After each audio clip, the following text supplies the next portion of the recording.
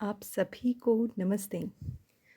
चलिए हम कर रहे थे एग्रीकल्चर ऑफ हरियाणा और उसके अंतर्गत हम फसलों को पढ़ रहे थे। हमने गेहूं और चावल को पढ़ लिया था। अब हम आगे जो है बाकी बची हुई फसलें, बागवानी फसलें, मसाले, फल फूल इत्यादि के बारे में पढ़ेंगे। ठीक है। तो ये जो फ्लावर आपको दिखाई दे रहा है ये है रजनीगंधा का फ्लावर। क्योंकि मैंने भी नहीं देखा हुआ था, मतलब हम नाम तो कई बार सुनते हैं किंतु हमें नहीं पता होता कि दिखने में कैसा होता है। तो इसलिए मैंने आप सभी के सामने जो है बच्चों के सामने इस फ्लावर को दिखाया। भाई जिसने नहीं देखा वो देख लो। ठीक है। और ये जो है अपना ये है गैलोडियस। बोलने में भी अजीब सा नाम है ये, वही फ्लावर है। ठीक है। चलिए, क्योंकि फरीदाबाद में भाई इसकी खेती बहुत बड़े पैमाने पर होती है। अपना फरीदाबाद जो है फेमस है इन फ्लावर्स के उत्पादन के लिए। ठीक है। तो चलिए देख भी लिया अब कैसा होता है। चलिए स्टार्ट करते हैं। कल हम जो है हम पढ़ रहे थे चावल के बारे में और उसके तापमान के बारे में थोड़ा सा डाउट भी लग रहा था, तो इसलिए मैंने सोचा कि दोबारा से इसको स्टार्ट करवा देते हैं। ठीक है भाई। और कल जो है भाई हमने गेहूं पढ़ लिया था। अब क्या है, कई बार क्या होता है कि इन फसलों के ना वैज्ञानिक नाम आपसे पूछ लिए जाते हैं, साइंटिफिक जो नेम होते हैं इनके वो पूछ लिए जाते हैं। तो सारों के याद करने की ज़रूरत नहीं है, किंतु कुछ जो फसलें होती हैं, फ्रूट्स होते हैं, उनके नाम याद करने की ज़रूरत पड़ जाती है। तो इसलिए जो हमने कल गेहूँ, और क्योंकि गेहूँ और चावल प्रमुख फसलें हैं हरियाणा की, गेहूँ और चावल कैसी फसलें हैं, प्रमुख फसलें हैं भाई। ठीक है। तो इसलिए जो गेहूं है उसको बोलते हैं हम, वैज्ञानिक नाम उसका है ट्रिटिकम एस्टिबम। Triticum aestivum. ठीक है। और ये जो चावल है, चावल का वैज्ञानिक नाम है ओराइजा स्टाइवा। ओराइजा स्टाइवा। ठीक है। गेहूं के बाद दूसरे नंबर पे जो हम उगाते हैं, मतलब सबसे ज़्यादा अगर अनाजों की बात की जाए तो सबसे ज़्यादा हम गेहूं का उत्पादन करते हैं। लेकिन उसके बाद यदि दूसरा जो है, कोई दूसरा अनाज है जिसका हम अधिक उत्पादन करते हैं, तो उसमें चावल का नाम आता है। सॉरी भाई। यह एक उष्णकटिबंधीय फसल है। ठीक है। उष्ण माने भाई गर्मी होती है, गर्मी वाला कटिबंध। ठीक है। तो ये टेम्परेचर इसके लिए हमने लिखा था 20 डिग्री चाहिए भाई बोते समय, और काटते समय चाहिए 27 डिग्री सेल्सियस। अब याद करो हम कब बोते थे इसको, हमने कहा था ना जुलाई के स्टार्टिंग में इसको हम बोते हैं। तो जुलाई की स्टार्टिंग में पहले यहाँ पे लिखा होता 20 डिग्री सेल्सियस, लेकिन अब मैंने मतलब दूसरी बुकों का जो है रेफरेंस लिया, मुझे गूगल पे देखा, लेकिन काटते हुए जो है तापमान मुझे नहीं मिला भाई। ठीक है। लेकिन जो बोते समय की एक रेंज बताई जाती है, 20 डिग्री सेल्सियस का मतलब ये नहीं होता कि केवल 20 डिग्री होना चाहिए तभी बोया जाएगा भाई, 20 से लेकर के और 42, क्योंकि अपने भारत में तो क्या होता है, तापमान जुलाई में काफ़ी उच्च स्तर पर गया हुआ होता है। 20 डिग्री तो नहीं होता भाई अपने हरियाणा में, अपने उत्तर भारत में। हमारे यहाँ पे जो तापमान है वो तो मतलब 35 को क्रॉस कर गया होता है उस टाइम पे। तो इसलिए एक रेंज बताई गई है कि 20 डिग्री सेल्सियस से लेकर 42 डिग्री सेल्सियस के मध्य जो तापमान रहता है उसके बीच भाई आप चावल उगा सकते हैं। और काटते समय भी देखिए, हम कब काटते हैं, सितंबर के लास्ट में या अक्टूबर के स्टार्टिंग में हम इसको काट लेते हैं। तो आप जब हम पढ़ रहे थे तो हमने पढ़ा था ना द्वितीय द्वितीय ग्रीष्म ऋतु, क्योंकि उस टाइम पे क्या आती है, द्वितीय ग्रीष्म ऋतु, क्योंकि भाई मानसून तो चली गई होती है और उमस भरी गर्मी फिर से पड़ती है, उमस भरी गर्मी, तो उस टाइम पे भी टेम्परेचर कुछ कम नहीं रहता है। तो इस प्रकार से, और बाकी हमने जो है ये अपना पढ़ लिया था, एक बार फिर से रिपीट कर लेते हैं कि भाई देखिए, यदि आपको वर्षा जो है ना वो 100 सेंटीमीटर से ऊपर लिखा हुआ मिल जाए तो आप मान के चलना भाई इस फसल को ज़्यादा वर्षा की ज़रूरत रहती है। ठीक है। और उससे कम पड़ेगी तो आप मान के चलना कि ये इसका गुजारा जो है वो कम वर्षा में भी या कम जल सिंचाई में भी इसका गुजारा हो जाएगा। मिट्टी इसके लिए दोमट मिट्टी चाहिए जैसे कि गेहूं में भी, और जलोढ़ मिट्टी चाहिए, कछारी मिट्टी भाई, जलोढ़ मिट्टी। ठीक है। तो प्रति हेक्टेयर उपज जो है हमने गेहूं के स्तर में भी देख लिया और हमने चावल के उपज का भी देखा है कि राष्ट्रीय स्तर जो होता है, राष्ट्रीय स्तर जो होता है उसकी तुलना में हमारा जो प्रति हेक्टेयर उत्पादन है वो बहुत अधिक है। गेहूं के मामले में यह 42% है और चावल के मामले में यह 34% अधिक है। और शीर्ष उत्पादक हमने देख लिया भाई करनाल है, ये बासमती चावल के लिए फेमस है, इसको चावल का कटोरा कहा जाता है। लेकिन फिर भी इसके जो आसपास के जो डिस्ट्रिक्ट है ना, करनाल, अपना कुरुक्षेत्र, जींद, कैथल, तो उसको भी हम क्या कहते हैं, धान का कटोरा ही कहते करते हैं। बासमती चावल का 60% से अधिक निर्यात अकेले हरियाणा से किया जाता है। ठीक है भाई, अकेला हरियाणा ही कंट्रीब्यूट कर देता है। मान लीजिए हमने एक्सपोर्ट करना है अभी बासमती चावल का, तो 60% तो हरियाणा ही कंट्रीब्यूट करता है, उसमें हरियाणा का योगदान रहता है। चलिए, अब आगे हम जो पढ़ रहे हैं, आगे जो हम पढ़ रहे हैं वो है हमारा भाई मक्का। मक्का मक्का की फसल पढ़ रहे हैं। इसका वैज्ञानिक नाम आ जाता है कभी कभी, तो इसको हम बोलेंगे जी मेज। क्या बोलेंगे? जी मेज। शीर्ष उत्पादक कौन है? पंचकुला। शीर्ष उत्पादक कौन है भाई? पंचकुला। ठीक है, तापमान कितना चाहिए इसको? इसको भी कितना चाहिए? 21 डिग्री से लेकर के 27 डिग्री सेल्सियस के बीच में आप इसको मतलब उत्पादन इसका कर सकते हैं। वर्षा, वर्षा देखो 100 से कम है ना, तो मतलब कम वर्षा की ज़रूरत है इसको। कितनी वर्षा की ज़रूरत है इसको? कम वर्षा की ज़रूरत है। अच्छा, उसके बाद हल्की दोमट मिट्टी चलेगी, हल्की बलुई और पुरानी जलोढ़ भी। पुरानी जलोढ़ को हमने क्या पढ़ा था? बांगर। बांगर पढ़ा था ना, खादर बांगर। तो भाई बांगर वाला जो एरिया है वो चल जाएगा भाई। हल्की बलुई मिट्टी चलेगी, हल्की दोमट मिट्टी भी इसके लिए काम कर जाएगी। ठीक है, ये हमने पढ़ लिया। अब आ गए हैं जवार। तो जवार जो है शुष्क क्षेत्र की, मतलब शुष्क मतलब इसके लिए भी भाई जल की ज़्यादा ज़रूरत नहीं रहती है। जहाँ पे शुष्क क्षेत्र होता है ना, तो वहाँ पे भी इसका काम आसानी से चल जाने वाला है। ठीक है, तो कह रहा है शुष्क क्षेत्र की महत्वपूर्ण खाद्यान्न फसल है ये। जवार को सोरघुम भी कहते हैं। क्या कहते हैं? सोरघुम। इसके लिए तापमान चाहिए है अपना 25 डिग्री सेल्सियस से 30 डिग्री सेल्सियस के बीच में। वर्षा भाई इसको भी कम ही चाहिए होती है, 30 से 100 सेंटीमीटर के बीच में। मिट्टी इसके लिए देखो, इसने हल्की, लाल, पीली, काली सब लिख दिया है, मतलब हर एक प्रकार की मिट्टी चलेगी। लाल है, पीली है, हल्की है, भारी दोमट है, बलुई मिट्टी है भाई, हो जाएगा ज्वार का उत्पादन आप कर सकते हो इजीली। शीर्ष उत्पादक कौन है भाई? रोहतक जिला। अच्छा, बाजरा। अब बाजरा जो है वो खाद्यान्न एवं चारा फसल है। मतलब हम भी खाते हैं और जो अपने पशु भी खा लेते हैं, मतलब दोनों का काम चल जाता है। तो खाद्यान्न के रूप में ये इसने उत्तर पश्चिमी राजस्थान लिख दिया। भाई हरियाणा में भरपूर मात्रा में बाजरा खाया जाता है? नहीं खाया जाता भाई, भरपूर मात्रा में खाया जाता है। सर्दियों के मौसम में आप क्या खाते हो? बाजरा ही तो खाते हो। और जब बाजरा सर्दियों में खाओगे तो उगाना कब पड़ेगा भाई? उगाना कब पड़ेगा? खरीफ की फसल हो गई ना, ठीक है, तो उगाना तो गर्मियों में ही पड़ेगा मतलब। और जब ये तैयार हो जाएगा तब क्या होगा? खाने का टाइम आएगा, तब तक तो ये तैयार होना चाहिए कि नहीं होना चाहिए? ठीक है, चलिए, तो खाद्यान्न फसल और चारा फसल है तो उत्तर पश्चिम राजस्थान और गुजरात में, भाई अपने हरियाणा में भी बहुत खाया जाता है। शीर्ष उत्पादक इसका महेंद्रगढ़ है। कौन है? महेंद्रगढ़। देखिए तापमान चाहिएगा इसके लिए 25 से 30 डिग्री सेल्सियस के बीच में। बारिश बहुत ही कम चाहिए भाई इसके लिए, बारिश बहुत ही कम चाहिए। देखिए 50 सेंटीमीटर से 75 सेंटीमीटर के बीच में। मिट्टी कुछ भी चलेगी भाई इसके लिए, मिट्टी कैसे भी मिट्टी हो, बाजरा अपना उग जाता है। लाल है, पीली, हल्की, भारी, दोमट और बलुई मिट्टी। हो गया। चलिए, अब ये है भाई अपना जौ। देखिए जौ के विषय में एक बात ये याद रखने योग्य है कि एक तो इसको संस्कृत भाषा में ना यव कहते थे। क्या कहते थे? यव। यव कहते थे। यह काफ़ी सहनशील पौधा है। मतलब भाई किसी भी प्रतिकूल परिस्थिति में, कैसी भी परिस्थिति हो, जौ अपने आप ही उग जाता है। आप जौ के लिए बहुत अथक प्रयास नहीं करना पड़ेगा आपको, बहुत ही प्रतिकूल परिस्थिति में भी उत्पादन इसका हो जाता है। वही जब हमारी सिंधु घाटी सभ्यता थी, या फिर जैसे ही नवपाषाण काल के बाद जब हमारी ताम्रपाषाण काली संस्कृति आई थी ना, मतलब जब आदि मानव ने सभ्य बनना सीखा, भाई इंसानों की तरह जीना सीखा उन्होंने, इंसानों की तरह जीना सीखा उन्होंने मतलब अपनी बस्तियां बसाई, उन्होंने कृषि का उत्पादन शुरू किया। उनको पता लगा कि ऐसे भाई कृषि भी उत्पन्न की जा सकती है। हर बार तो आप जानवर के पीछे भाग के उसको जो है मार के खा नहीं सकते हो। आपको एक स्टेबिलिटी भी चाहिए है भाई, एक स्थायी निवास चाहिए। हम कुछ पैदा करके भी खा सकते हैं, हर बार में जानवरों को मारना जरूरी तो नहीं है। तो इसलिए उन्होंने सबसे पहले, माना जाता है कि सबसे पहले यदि किसी फसल का उत्पादन किया गया था तो वो जौ ही थी भाई, जौ। ठीक है, और कह रहा है कि तापमान इसके लिए कितना होना चाहिए? तो देखो 10 डिग्री सेल्सियस से 18, यानी कि कम तापमान चाहिए भाई। कम तापमान मतलब कि कैसी फसल हो गई फिर? ये रबी की फसल हो गई ना अपनी, रबी की फसल। तो रबी की फसल हो गई भी, इसको बोते इसमें इतना तापमान चाहिए और काटते इसमें खिली खिली सी धूप होनी चाहिए भाई। ठीक है, और वर्षा भाई बहुत कम वर्षा की जरूरत होती है, शुष्क फसल है ना ये, तो 50 से 75 सेंटीमीटर फसल इसकी जरूरत होती है।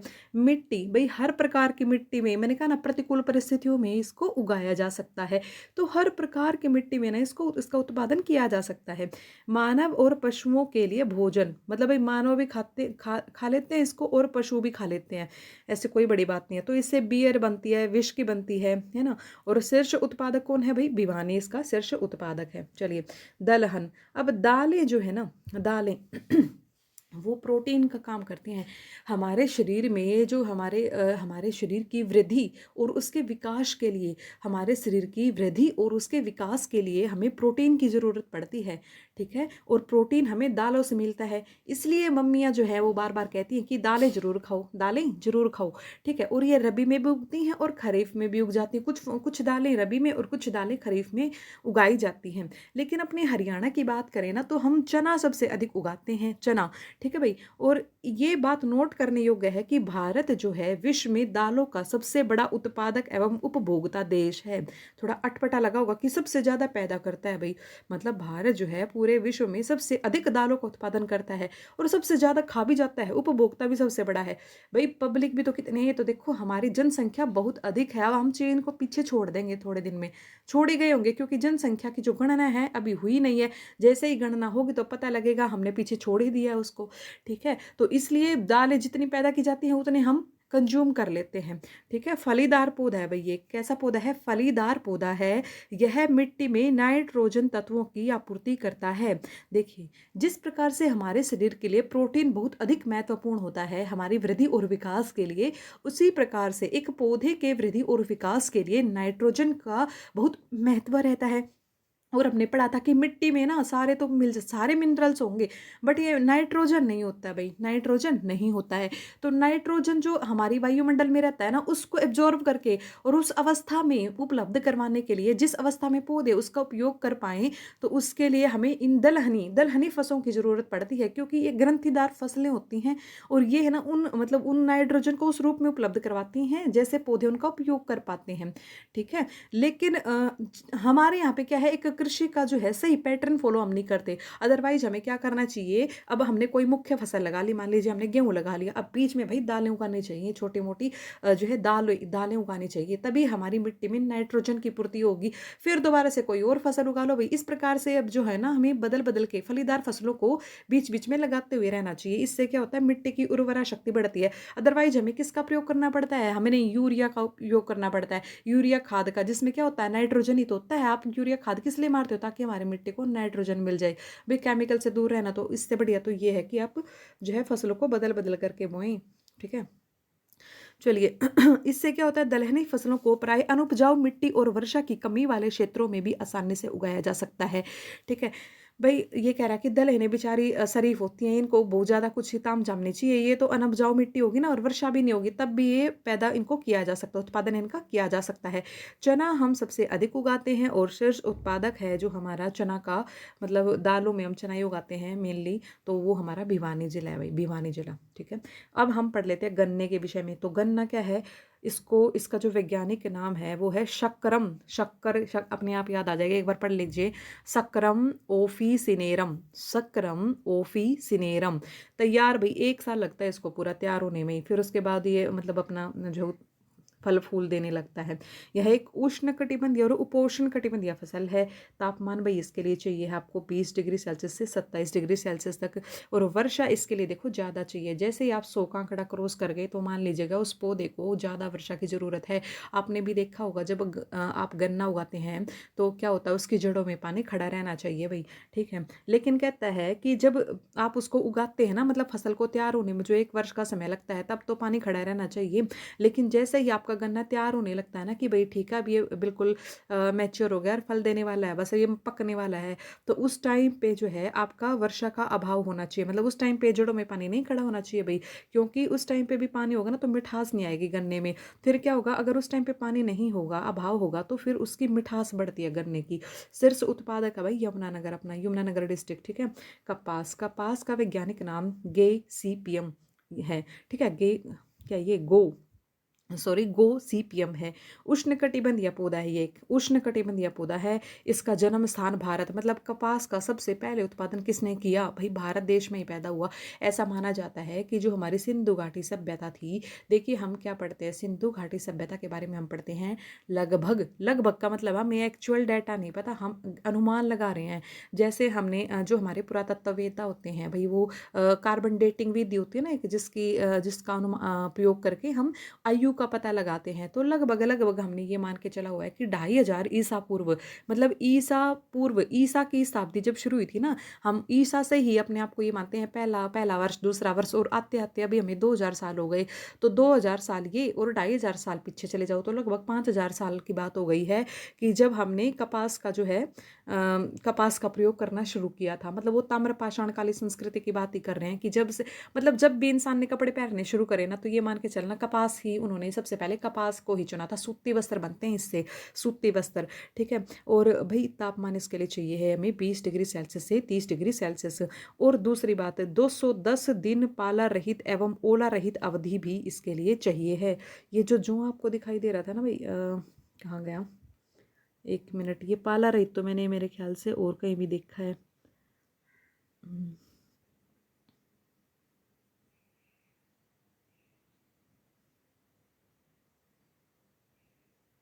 नहीं, शायद नहीं लिखा हुआ, मैंने नहीं लिखा हुआ, लेकिन पढ़ा तो था भाई मैंने। हाँ, जो ये मक्का है ना अपना, मक्का, मक्का जो है इसमें शायद मैं लिखना ही भूल गई। लेकिन आप याद रखना कि मक्के की जो फसल होती है, मक्के की फसल को भी 140 दिन कम से कम पाला रहित होना जरूरी है। यानी कि आपने जब मक्का बोया और जैसे आप मक्का काटोगे तो उसमें कम से कम भाई इसको 140 दिन तो इसको चाहिए है कि भाई वहाँ पे पाला नहीं होना चाहिए। और भाई ये अक्सर पूछा जाता है एग्जाम में, इसलिए आपको बता रही हूँ कि कपास के लिए आपको याद रखना है कि लगभग 210 दिन इसको चाहिए है कि पाला नहीं होना चाहिए, ओले भी नहीं होने चाहिए, स्वच्छ आकाश और तेज व चमकदार धूप होनी चाहिए। 210 दिन इसको, मतलब 210 दिन इसको ऐसे मिलने चाहिए जिसमें स्वच्छ आकाश हो, तेज और चमकदार धूप हो, तभी इसका उत्पादन अच्छे से होता है। और इसके लिए मिट्टी कैसी चाहिए अभी, काली मिट्टी चाहिए, काली रेगुर मिट्टी, रेगुर मिट्टी बोलते हैं काली को, ठीक है। तो इसके लिए काली मिट्टी चाहिए। और भाई ये जो है ना शीर्ष उत्पादक इसका कौन सा होना चाहिए, ये इसका शीर्ष उत्पादक कौन सा डिस्ट्रिक्ट है अपना, ये है अपना सिरसा। कौन सा है, सिरसा। चलिए अब आगे बढ़ते हैं हम नेक्स्ट स्लाइड पे। ये है हमारा ये है हमारा भाई सरसों। सरसों एक जो है तिलहन, तिलहन तेल देने वाली फसल है, तिलहन फसल है। यह उष्ण उपोष्ण कटिबंधीय फसल है, ठीक है। तापमान 20 डिग्री सेल्सियस से 25 डिग्री सेल्सियस चाहिए भाई इसको। बारिश जो है कम ही चाहिए होती है, लेकिन इतने भी कम नहीं, 75 से 100 सेंटीमीटर चाहिए होती है। उपजाऊ दोमट मिट्टी इसके लिए हमें चाहिए होती है। और उत्तर भारत की प्रमुख यह तिलहन फसल है, ठीक है। और शीर्ष उत्पादक है इसका भिवानी, ठीक बात है। चलिए अब हम बात करें बागवानी फसलों की। देखिए बागवानी फसलों में ना, जिसके लिए बाग लगा करके, मतलब पूरे बागवानी फसलें में क्या होता है, जिसके लिए आप एक बाग टाइप से का लगा करके और अपनी वाणिज्यिक फसलों, वाणिज्यिक रूप से आप अपनी फसलों को उगाते हैं। मतलब अपने घर के लिए तो देखो इस्तेमाल करेंगे ही, लेकिन बाकी आप किस पर्पज से उस फसल को उगा रहे हैं कि भाई बेचने के लिए, बेचने के लिए, ठीक है। तो ये जो अपने फूल हो गए, सब्जियां हो गई, फल हो गए, फल फूल सब्जियां, ये बागवानी के अंतर्गत आते हैं भाई, बागवानी के अंतर्गत हो गए मसाले, फल फूल सब्जियां इत्यादि। तो इसने कहा जितना भी हम बागवानी फसलों के अंतर्गत एरिया हमारा होता है ना, मतलब हरियाणा का टोटल एरिया जो है, और उसके अंतर्गत अगर बागवानी फसलों का जितना भी एरिया है, तो उस बागवानी फसलों के एरिए का मतलब 85%, मतलब लगभग सारा ही इसने कवर कर लिया।